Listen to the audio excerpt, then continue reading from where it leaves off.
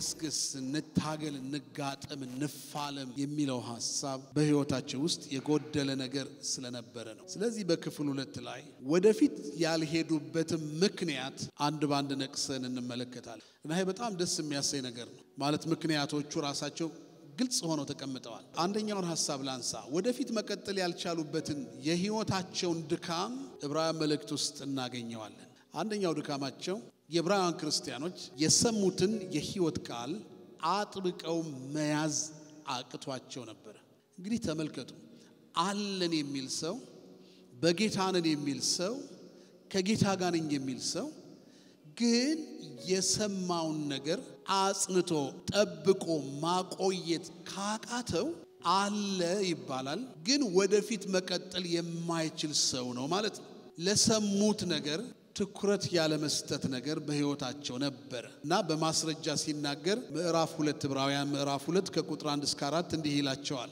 ስለዚህ ከሰማነው ነገር ምናልባት እንዳንወሰድ ለእርሱ አጥብቀን ልንጠነቀቅ ይገባል ይላል ይሄ እንግዲህ ሁለት ነገር ነው የሚያስረዳን አንደኛው ነገር ከሰማነው ነገር የመወሰድ ዝንባሌ አለ ማለት ነው እንዳንወሰድ ካለ ፍንጮች ነበሩ ማለት ነው በክርስቲያኖች ህይወት ውስጥ የሰሙትን ነገር አጥብቆ ያለ መያዝ ዝንባሌ የመዘንጋት የመተው የመርሳት የማቅማማት ዝንባሌዎች ነበሩ ዝንባሌዎች ይያሉ ደህናነን ማለት አይቻልም የሰሙትን ነገር እያናናቁ ደህናነን ማለት አይቻልም የሰሙትን ነገር ትኩረት ሳይሰጡ ቀርተው አለሁ ማለት አይቻልም እና የዚህ ነገር አቅጣጫ አሳሳቢ እንደሆነ ነው የሚናገረው ስለዚህ ይልና ዝንባሌውን ይጠቅስና ለእርሱ ልንጠነቀቅ ይገባናል ጥንቃቄ ያስፈልጋል ለሰማነው ነገር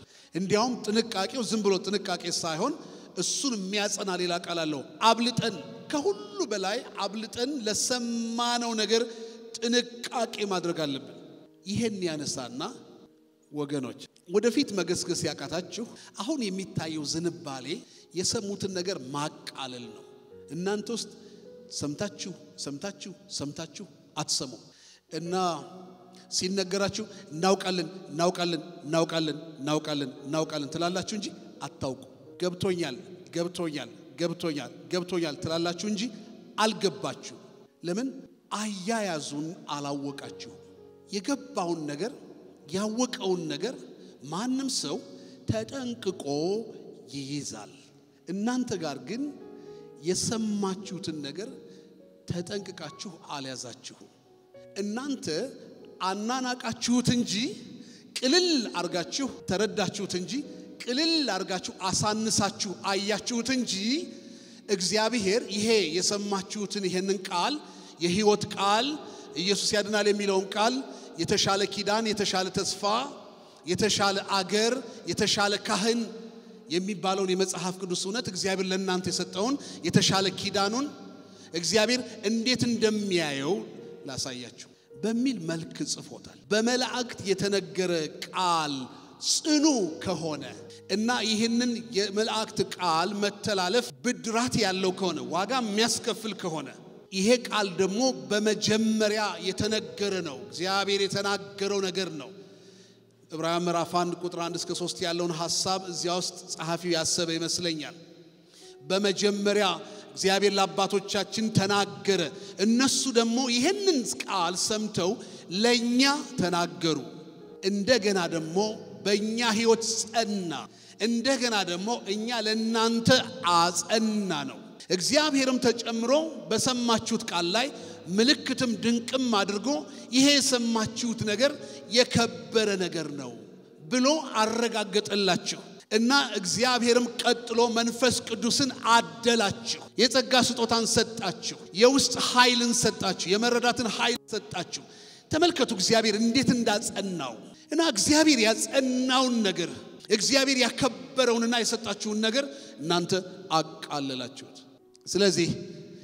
ይሄንን ክቡር ቃል ይሄንን የእግዚአብሔርን ቃል እያቃለለ ያለ ሰው ነኝ ብሎ ቢናገር አያምርበትም ምክንያቱም አያያዙን አላሳመረም እና ይመስለኛል አሁን ይሳስበው በእኛ በክርስቲያኑ ህብረተሰብ በወንጌላውያን አማኞች ዘንድ በእውነት የሚያስደነግጥ የሚያሳፍር የህይወት አቋም ነው የሚታየው። ለሰማነው ነገር ግድ የለንም። መጽሐፉ የሚለን ነገር ዕብራውያን ወንድሞቼና እህቶቼ በጣም ታደንቃላችሁ፣ በጣም ታደንቃላችሁ፣ ታዳምቃላችሁ እንጂ አያያዙ ጠፍቶባችኋል። ስለዚህ ወደፊት የሚሄዱ አማኞች ሳትሆኑ ባላችሁበት የቆማችሁ ናችሁ። ማስረጃዬ ይኸው ለቃሉ ግድ የላችሁ፣ ለተማራችሁት ትምህርት ግድ የላችሁ፣ ለተመከራችሁት ምክር ግድ የላችሁ። እናንተ ወደፊት እያላችሁ ሳይሆን ቆማችኋል። ቀጥ ነው ያላችሁት። እንደዚያ ቀጥ ብላችሁ እንዲህ ነው የምትሉት ማለት ያለን እየመሰላችሁ አትሄዱም፣ ግን እዚያው ትወዛወዛላችሁ እና ይሄዳችሁ ነው የሚመስላችሁ፣ ግን አንድ እርምጃ ማልሄዳችሁ እና አመት ነው የምትቆርጡት። እዚያው ሆናችሁ አመታት ያልፋሉ፣ ሁኔታዎች ያልፋሉ፣ ቀኖቹ ስላለፉ እናንተ ራሳችሁ ይሄዳችሁ ይመስላችኋል፣ ግን አልሄዳችሁ። ስለዚህ ወደፊት ያልሄደ ክርስቲያን፣ ወደፊት መገስገስ ያልቻለ፣ መታገል ያልቻለ፣ መጋፈጥ ያልቻለ፣ መሮጥ ያልቻለ፣ መለወጥ ያልቻለ ከሆናችሁ አደጋ ነው ማለት ነው። ሁለተኛ ምክንያት አለ። ጸሐፊው ወደፊት መሮጥ ያልተቻለበት ምክንያት ሲያነሳ በሰዎች ህይወት ውስጥ መንፈሳዊ ሩጫው መቆሙን ሲያነሳ እንዲህ ይላል። ዕብራውያን ምዕራፍ 3 ላይ እንደዚህ የሚል ቃል ተጽፏል። ቁጥር 12 ወንድሞች ሆይ ምናልባት ሕያው እግዚአብሔርን የሚያስክዳችሁ ክፉና የማያምን ልብ ከእናንተ በአንዳችሁ እንዳይኖር ተጠንቀቁ። አሉ ፍንጮች፣ ክፉ ልብ ያላቸው ሰዎች አሉ። ደግሞ የማያምን ልብም ያላቸው ሰዎች አሉ። ክርስቲያኖች ናቸው፣ የማያምን ልብ አላቸው። እና ተመልከቱ፣ በጣም የሚገርም እኮ ነገር ነው። አምናለሁ እያለ የማያምን ከሆነ ምንድነው ማመን ራሱ? አምኛለሁ እያለ የሚያምነውን ሐሳብ የማያምን ከሆነ፣ ለማመን የማይፈልግ ከሆነ፣ በቃ አውቀዋለሁ ብሎ በቃ ካውቀዋለሁ የማያልፍ ከሆነ፣ ወደ ተግባር የማይለውጠው ከሆነ፣ ይሄ የእምነቴ አቋም ነው ለዚህ ዋጋ ከፍላለሁ የማይል ከሆነ እሱ የማያምን ልብ ነው። ክርስቲያኖች ውስጥ እንደዚህ አይነት ነገር አለ ወይ? አዎ አለ። መጽሐፉ ነው የሚለው። ድሮ ካለ አሁን አለ። የድሮዎቹ ብርቱዎቹ እንደዚህ ከደከሙ ያሁኖቹም ክርስቲያኖች እንደክማለን። የማያምን ልብ ይዘን ልንመላለስ እንችላለን። መጽሐፉ ነው የሚለን። የሚሰማውን የማያምን፣ የሚመከረውን የማያምን፣ እንዲያስታውስ የተነገረውን ነገር ሰምቶ የማያምን እንዴት ከባድ ነገር ነው! እንዴት ከባድ ነገር ነው! ሰው የተነገረውን ነገር መቀበል ካቃተው የመጀመሪያው ነገር አብሮ መኖር አይቻልም። አብሮ መሆን አይቻልም። ሰው የተመከረ ምክር የማይሰማ ከሆነ፣ የተነገረውን ነገር የማይቀበል ከሆነ ከእንደዚህ አይነት ሰው ጋር ህብረት ማድረግ አይቻልም። ይህን አይነት ልብ ያለውን ሰው ኃላፊነት መስጠት አይቻልም። ይህንን አይነት ሰው መውደድ አይቻልም። ይህንን አይነት ሰው መከተል አይቻልም። ይህንን አይነት ሰው መሪ ማድረግ አይቻልም። አያምንም። አንዳንድ ጥሩ ሰዎች አሉ ማለት የመስማት አቅማቸው ደስ የሚል ትክዝ ብለው እና ግንባራቸውን ስብስብ አድርገው አይናቸውን ጨፍነው በደንብ የሚሰሙ ሰዎች አሉ። በእውነት ደስ ይሉኛል። እና አንዳንዶቹ ደግሞ ተመስጠው ይሰማሉ። ደስ ይለኛል አቋማቸው። ስምት ነው የሚያደርጉት። በደንብ ሰምተው ግን አይሰሙም። የነገራችኋቸው ነገር ውስጣቸው ቦታ የለውም። የነገራችኋቸውን ነገር እንደ ጉድፍ ይቆጥሩትና የራሳቸውን ብቻ ይናገራሉ እና ከነዚህ ጋራ አብሮ መሆን አይቻልም እሱም ነው ገልብጦ የዕብራውያን ጸሐፊ የሚነግረን እግዚአብሔር እየተናገረ እግዚአብሔር እየመከረ እግዚአብሔር እያስተማረ የማያምንና የማይሰማ ሰው ከሆነ በእርግጥ ከሱ ጋር ህብረት የለውም የኔ ስጋት እንዲህ አይነት ክፉ ልብ እየሰማ የማያምን ማለት ነው በቃ የሰማውን ነገር ሁሉ በመቀበል የሚያቅተው እና ይውላችሁ ወደፊት ማለት ያቃታችሁ ወደፊት መገስገስ ያቃታችሁ እንዲህ አይነት ልብ ስላለ ነው ተጠንቀቁ አንዳንዶች ጋር አለ ይሄ ነገር ተጠንቀቁ የሚል ቃል ይጽፍላችኋል እንዲያውም የዚህ አይነት ልብ ካለ አደጋውን ሲያመለክት ምንድነው የሚለው ነገር ግን ከናንተ ማንም በኃጢአት መታለል እልከኛ እንዳይሆን ክፉ ልብ ብቻ የማያምን ልብ ብቻም ሳይሆን ቀጥሎ ለኃጢአት ታሎ ተሸንፎ ወድቆ ቢገኝና በንስሐ ከመመለስ ይልቅ እንደገና ኃጢአትን ለማድረግ እልከኛ ሆኖ የመሄድ ዝንባሌ ስላለው ተጠንቀቁ እንዲህ አይነት ህይወት ስላለ ወደፊት መቀጠል አትችሉ እና የመጀመሪያ እምነታችን እስከ መጨረሻ አጽንተን እንጠብቅ የሚል ምክር ሰጥቶ ያልፋል የመጀመሪያ እምነታችን አጽንተን ብንጠብቅ ነው የሚሻለው እንጂ ክፉ ልብ የማያምን ልብ ኃጢአትን የሚለማመድ ኃጢአትን በመለማመድ እልከኛ መሆን የትም አያደርስም ነው የሚለን እና እውነት ነው የኛ ሁላችን ፈተና ይሄው ነው ቤተክርስቲያን ስለሆን ከኃጢአት ሩቅ አይደለንም መጽሐፍ ቅዱስን ገልጠን ስላነበብን ከኃጢአት ሩቅ አይደለንም አገልጋይ ስለተባልን ከኃጢአት ሩቅ አይደለንም እንደ ሰው ድካም አለን የራሳችን ድካም አለን የተገለጠ ድካም አለን ግን ወደፊት እንድንቀጥል ግን ልባችን አማኝ መሆን አለበት ስለዚህ የማያምን ልብ ባለበት መንገድ ወደፊት መቀጠል አይቻልም ውጊያውን መዋጋት አይቻልም ፍልሚያውን ማሸነፍ አይቻልም ሩጫውን መሮጥ አይቻልም መስመሩን ተከትሎ የህይወት ዓላማ መፈጸም አይቻልም ሁሉ ነገር ከልብ ጋር የተያያዘ ነው ስለዚህ ልባችን መፈተሽ አለበት ሶስተኛ ወደ እረፍቱ ያልገባ ህይወት ነበራቸው ወደ እረፍቱ ያልገባ ህይወት እና ይሄንን ስናገር የተለያየ አይነት ደረጃ ያለን ክርስቲያኖች አለን ለማለት አይደለም መጽሐፉ እንደሱ አይደለም የሚናገረው ግን ክርስቲያን ነኝ ይያለ ያላረፈ ህይወት ያለው ሰው አለ እግዚአብሔር የእረፍት መንገድ ከፍቶለት ይያለ ያ መንገድ ተገልጦለት ይያለ እግዚአብሔር ያንን አሳይቶት ይያለ እዚያ ውስጥ ገብቶ ማረፍ ያቃተው ክርስቲያን አለ ስለዚህ ያላረፈ ክርስትና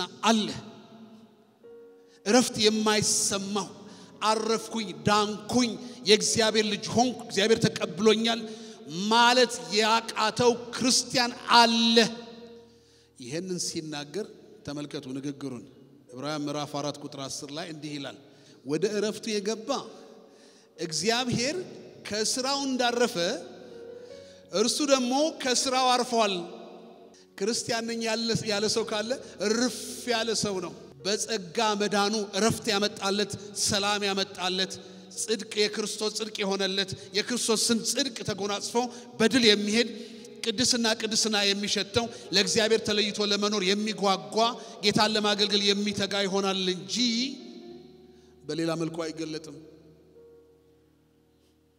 እና ወደፊት መቀጠል ያልቻላችሁበት ዋና ምክንያት እናንተ መቼ አረፋችሁ እግዚአብሔር ረፉ እንዳለ የማረፊያውን መንገድ እንዳሳየ መቼ ረፍት ውስጥ ገባችሁ የእረፍቱን በረከትና ብልጽግና መቼ በደንብ ተቋደሳችሁ እናንተኮ እንስራ ነው የምትሉት ስራ ነው የምትፈልጉት በመግባር መጽደቅ ነው የምትፈልጉት እረፉ በጽድቅ በእምነት ነው ተባላችሁ እሱን አልተቀበላችሁ እንዴት አርጋችሁ ነው ወደፊት የምትሄዱት አትችሉም እረፉ ወደ ረፍቱ ለመግባት እንትጋ የሚል ማሳሰቢያ ይሰጣል እና ያላረፈ ምእመን ባለበት ቦታ አጥቢያ ቤተክርስቲያን እንዴት ታርፋለች በእውነት ያላረፈ መሪ ባለበት ቦታ አመራር ራሱ እንዴት ያርፋል? ያላረፈ ሰው ባለበት ቦታ አገልግሎት እንዴት ያረጋጋል? አያረጋጋም። መጀመሪያኛ እርፍ ካልን ነው ነገር ሁሉ የሚነሳው። በመሰረቱ ክርስትና ከእረፍት ነው የሚጀምረው።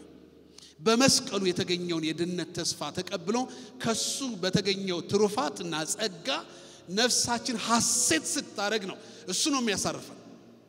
ግን አንዳንዶቻችሁ አላረፋችሁም ይላልና ለካ ሰው ሳያርፍ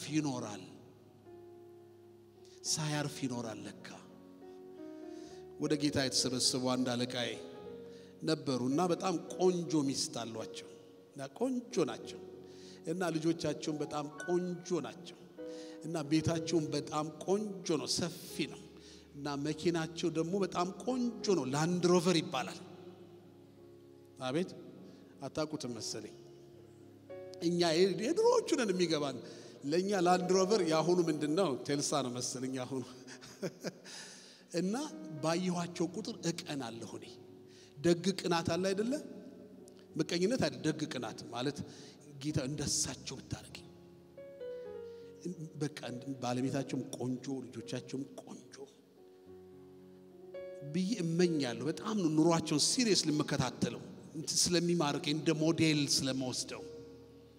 እና አንድ ቀን በሆነ ችግር ምክንያት አደጋ ደረሰባቸውና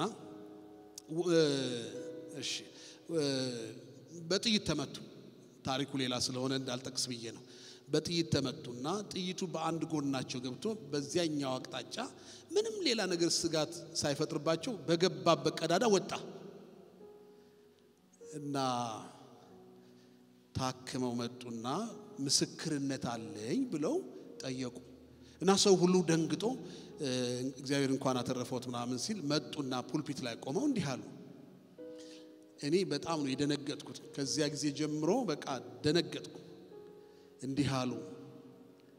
እኔ ከህመሜ ስመለስ ቤት በር ተከፍቶልኝ ስገባ አሉ ይሄ የኔ ቤት ነው እንዴ? የኔ ቤት መሆኑ የገባኝ አሁን ነው አሉ። ሚስቴንም ሳያት ለካ ቆንጆ ናት፣ እንደዚህ አይቻት አላቅም ነበር አሉ። እንዴ ይቀልዳሉ እንዴ ሰውየው? እና ልጆቼ ደግሞ በጣም ቆንጆች ናቸው። በጣም ሲያመናፍሱት ነው ምንድነው ብዬም ግራ ገባኝ። ለካ ትልቅ ኑሮ ነው ያለኝ፣ ገና አሁን ነው የገባኝ አሉ።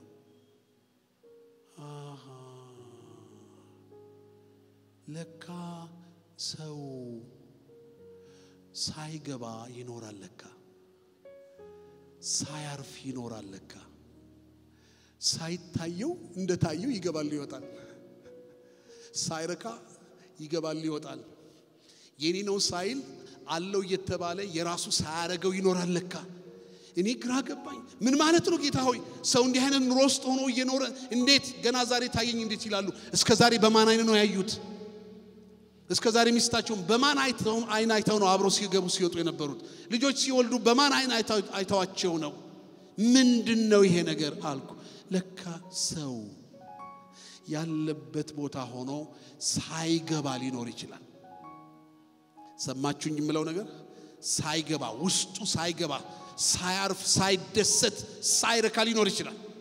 ሳይደነቅ ሳይገረም ሳያመሰግን ሊኖር ይችላል። እሱን ነው መጽሐፉ የሚለን። እንዲህ አይነት ወደ ረፍቱ ያልገቡ ሰዎች ነበሩ። እና እንደዚህ ለራሳቸው ያልገቡ ሌላ ቢያስገቡ ምን ትርፋለሁ? ለራሳቸው ሳይገቡ ሌላው ገብቶ ቢያርፍ ለነሱ ትርፋቸው ምንድነው? መጀመሪያ ማረፍ ያስፈልጋል። አራተኛ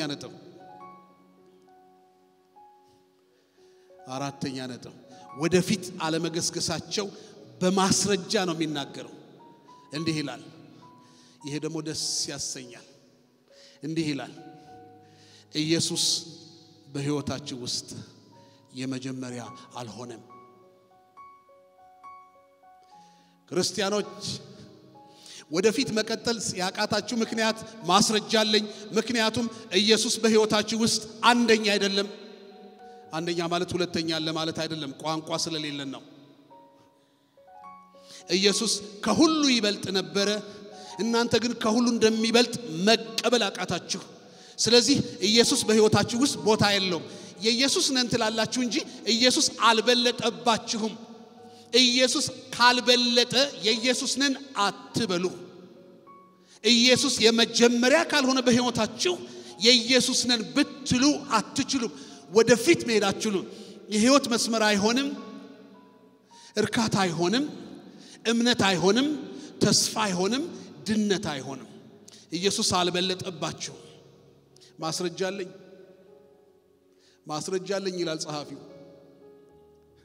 እንዲህ ይላል እናንተ ኢየሱስ አይበልጥም ብላችሁ ነው የምታስቡትና ልባችሁ ክዳት የሚለው አይ ኢየሱስ አይበልጥም ብላችሁ ነው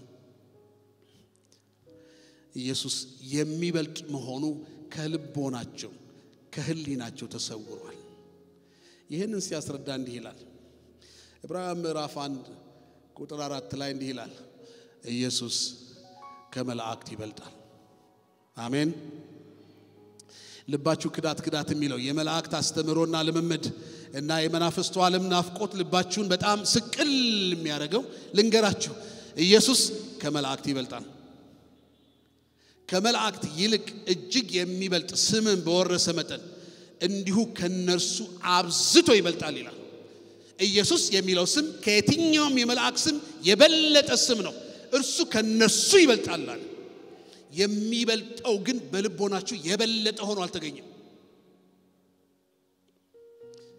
በማስረጃ ሲታገላቸው እንዲህ ይላል ከመላእክት ለመሆኑ ለማንኛው ነው ለየትኛው መልአክ ነው አንተ ልጅ ነህ ተብሎ የተነገረለት እስኪ ተከሱ ለየትኛው መልአክ ነው እግዚአብሔር መልአኩን ጠቅሶ አንተ ልጅ ነህ ያለው ለማንም አላለም እኔ አባት ሆነዋለሁ እሱ ልጅ ይሆነኛል ያለው ለየትኛው መልአክ ነው ለማንም እናንተ ግን ልባችሁ የመላእክት አስተምሮ ወደ ኋላ ይጎትተዋል እግዚአብሔር መላእክት ሁሉ ለእርሱ ይስገዱ ይላል ስለ መላእክትም ሲናገር መላእክቱ መናፍስትና አገልጋዮቹን የእሳት ነበልባል የሚያደርግ እያለ ስለነሱ ስለ አገልጋይነታቸው ይናገራል ስለ ልጁ ግን እንዲህ ይላል አምላክ ሆይ ዙፋንህ እስከ ዘላለም ድረስ ይኖራል አለ ልጁን የመንግስት በትር የቅነት በትር ነው አለ ልጁን ጽድቅን ወደድክ አመጻን ጠላህ ስለዚህ እግዚአብሔር አምላክ ከጓደኞች ይልቅ በደስታ ዘይት ቀባህ አለ ስለ ልጁ እና ይበልጣል እናንተ አሁን ኖራችሁ ኢየሱስ ይበልጣል ማለት አቃታችሁ ኢየሱስ በህይወቴ ይበልጣል በኑሮዬ ይበልጣል ማለት አቃታችሁ እሱ ብቻ አይደለም ጸሐፊው እንዲህ ይላል እናንተ እኮ ኢየሱስ ይበልጣል ሳይሆን የምትሉት ሙሴ ይበልጣል ነው የምትሉት የሙሴ የነብይነት አገልግሎትን አስቦ ሊሆን ይችላል ጸሐፊው እንዲያው የነብይነት አገልግሎትን ስታስቡ ነቢያት ይበልጣሉ አላችሁ እንደማለት ነው ነገሩ ኢየሱስ እኮ ከሙሴ ይበልጣል ምዕራፍ 3 ላይ እንደሱ ነው የሚለን ሙሴ ደግሞ በቤቱ ሁሉ የታመነ እንደሆነ እርሱ ለሾመ የታመነ ነው ሙሴ ቤትን የሚያዘጋጅ ከቤቱ ይልቅ የሚበልጥ ክብር እንዳለው መጠን እርሱ ከሙሴ ይልቅ የሚበልጥ ክብር የተገባው ሆኖ ተቆጠረ ምክንያቱም ቤቱን የእግዚአብሔርን ቤት የሰራው ልጁ እንጂ ሙሴ አገልጋይ ነው እና እንዴት አርጋችሁ ነው አገልጋዩን ከቤቱ ባለቤት በላስበልጣችሁ የምታዩት የቤቱ ባለቤት ክርስቶስ ሆኖ የእግዚአብሔር ልጅ ሆኖ ለቤቱ የሞተ የተነሳ እሱ ሆኖ የቤቱ ባለቤት እሱ ሆኖ እናንተ እንዴት አርጋችሁ ነው ገልብጣችሁ አገልጋዩን ዋና የምታረጉት እና ተመልከቱ ኢየሱስ ነበር የሚበልጠው እናንተ ልብ ውስጥ ግን ነቢያትና ነብይነት ነው የበለጠው ተቃዋሚ አይደለም እይታችን እንድናስተካክል ፈልጌ ነው ሶስተኛ እንዲህ ይላል ኢየሱስ ከአሮን ክህነት ይበልጣል ኢየሱስ ክህነቱ የተሻለ ነው ኪዳኑ የተሻለ ነው ተስፋው የተሻለ ነው ከአሮን ክህነት ይበልጣል ኢየሱስ ክህነት ሊቀ ካህን ነውና አሮን ምድራዊ ነው ጊዜያዊ ነው በሞትና በጊዜ በቦታ የተገደበ ነው ኢየሱስ ግን ሊቀ ካህን ነው ዕብራውያን ምዕራፍ 5 ላይ እናገኘዋለን ዕብራውያን ምዕራፍ 7 ቁጥር 20 ላይ እናገኘዋለን ስለዚህ እናንተ የምታስቡት አገልጋዮችን ከኢየሱስ አስበልጣችሁ ማየት ነው ኢየሱስ ግን ይበልጣል ግን እንዲህ አይነት ነገር በህይወታችሁ ስላለ ይቅርታ ወደፊት መገስገስ አልቻላችሁም ብሎ ይናገራል። የመጨረሻ አንድ ሐሳብ ላንሳ። ወደፊት መቀጠል ያልቻላችሁበት ምክንያት እንዲህ ነው። መሮጥ አልቻላችሁም፣ መታገል አልቻላችሁም፣ ማሸነፍ አልቻላችሁም። ለምን? ጽናት ይጎላችኋል። እስኪ ተመልከቱ። እንዲህ ይላል ጸሐፊው ዕብራውያን ምዕራፍ 10 ቁጥር 32 እና 33 አንስቶ እንዲህ ነው የሚለው። ምዕመናን ራሳቸውን ይተቻል። እስኪ ተመልከቱ። ግማሽ ባለፈው ዘመን በነቀፋ በችግር ዋጋ ከፍላችሁ ተሰቃይታችሁ ነው የኖራችሁት እናንተ ራሳችሁ እና ደግሞ በመከራው ተካፋይ ሆናችሁ ነው እዚህ ደረሳችሁት። ግን አሁን ደርሳችሁ ግን ዋጋ መክፈል አቃታችሁ። አሁን ደርሳችሁ ግን ዋጋ ከፍሎ አሸንፎ ስለመሄድ አቃታችሁ። በመትኩ ምንድነው የሚታየው በህይወታችሁ? ወደ ኋላ ማፈግፈግ ነው። ክዳት ነው የሚላችሁ። ኢየሱስ ይበልጣል።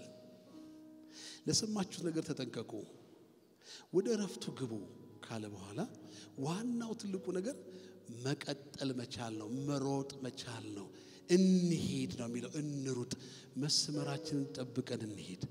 እግዚአብሔር ወደዚህ ጽናት እንድትመጡ ነው የሚፈልገው እንጂ ወደፊት አለመሄዳችሁማ የታወቀ ነው የሚለን። እኔ ደግሞ በእውነት ደስ ነው ያለኝ ይሄንን ቃል እግዚአብሔር በቃሉ ስላስቀመጠን። ለካ በዚህ ዘመን ትልቁ ችግራችን ይሄ ነው። አሁን እኮኛ የተቸገርነው እየሰማን አንሰማም። አሁን እኮኛ የተቸገርነው ኢየሱስ ይበልጣል ማለት ያቃተን ነው። ለድንችና ለሽንኩርት ለቲማቲም ለሸራ ጫማ ሲሆን ነው እሱ ሲሰጥ ይበልጣል ጌታ የምንለው። ለጽድቅ ግን እንደሚበልጥ ውስጣችን መቀበል አቅቶታል አሁን። እና በእምነት ወደፊት፣ በንጽህና ወደፊት፣ በቅድስና ወደፊት መሄድ አቃተን። እዚህ ተንጣለለ አዳራሽ ውስጥ የጽድቅ እውነት ከሌለበት አዳራሹ ብቻውን ነው የሚሆነው። የጽድቅን ረሃብተኛ ከሌለበት፣ አገልጋይ ከሌለበት ይሄ ውበት ከንቱ ነው። እግዚአብሔር በወርቅና በከበሩ እንጨቶች የተሰራ ቤተ መቅደስ እንዲቃጠል አይደለም አሳልፎ የሰጠው። ለምን? ውስጡ ያሉ ሰዎች መከተል ስላቃታቸው፣ እየሰሙ መስማት ስላቃታቸው፣ እግዚአብሔር ባሰመረላቸው መስመር መሄድ ስላቃታቸው አልነበረም እግዚአብሔር የጨከነው። የምህረት ጊዜ ነው ለነገሩ። እግዚአብሔር ህንጻ አያፈርስም። ግን ህንጻ ውስጥ እኔና አንተ ተቀድሰን ከሌለን የህንጻ አዳራሽ ብቻ አይሆንም። እዚህ አዳራሽ ውስጥ ሌሎች አካላት አይመጡ እኛ ከሌለን። ተመልከቱ፣ ትልቁ አሳሳቢው ነገር እኛ አሁን ካለንበት ወደፊት ፈቀቅ እንድንል ነው እግዚአብሔር የሚናገረው። ወደፊት ፈቀቅ ለማለት ለሰማሃው ነገር ተጠንቀቅ። ወደፊት ፈቀቅ ለማለት ክፉ ልብ እንዳይኖር ተጠንቀቅ። ወደፊት ፈቀቅ ለማለት ኢየሱስ እንደሚበልጥ ወቅ። ወደፊት ፈቀቅ ለማለት ቀጥለህ ጽና፣ ወደ ኋላ አታፈግፍግ። ሊመጣ ያለው ይመጣል። ገና በጣም ጥቂት ጊዜ ነው። ጻድቅ ግን በምን ይኖራል? በእምነት ይኖራል። እያፈገፈገ ይኖራል አይደለም የሚለው። ጻድቅ በእምነት ይኖራል። ችግሩ እያለ በእምነት ይኖራል። ፈተናው እያለ በእምነት ይኖራል። ፈተና የለም አይደለም። ከሃዲዎች አይደለንም። እኛ ስሜት ያለን ሰዎች ነን። የፀሐይ ሙቀት እንደምንወድ፣ ዝናብ እንደምንጠላ፣ ዝናብ እንደምንወድ፣ ፀሐይ ሙቀት እንደምንጠላ አይነት ስሜታችን እንደሚፈራረቅ በሰፈር በአገር የሚሆነው ሁኔታ ያመናል። ውስጡ አለን በሰዎች ነን፣ ይሰማናል። አፌክትድ እንሆናለን። ወይ እንፈራለን ወይ እንደነግጣለን። ስሜቱ፣ ግንዛቤው፣ ትኩሳቱ፣ ተስፋ መቁረጡ አለ ውስጣችን። ይሁን እንጂ እንቀጥላለን። ይሁን እንጂ ከመሄድ አንቆምም፣ ከማመን አንቆምም፣ ጌታን ከማገልገል አንቆምም። ምክንያቱም አንገደብም። የሚዘንበው ይዘንባል፣ የሚወጣው ፀሐይ ይወጣል፣ የሚመጣው በረከት ይመጣል። እኛ ግን ከመሄድ አንቆምም። አሜን ነው። ከመሄድ አንቆምም። እግዚአብሔር እንዲህ ነው የሚለን፣ መሄድ ነው የሚሻለው ነው የሚለን። መሄድ ነው የሚሻለው፣ መቀጠል ነው የሚሻለው፣ መውጣት ነው የሚሻለው። መቆም የእግዚአብሔር ፈቃድ አይደለም። ስለዚህ እንዳትቆም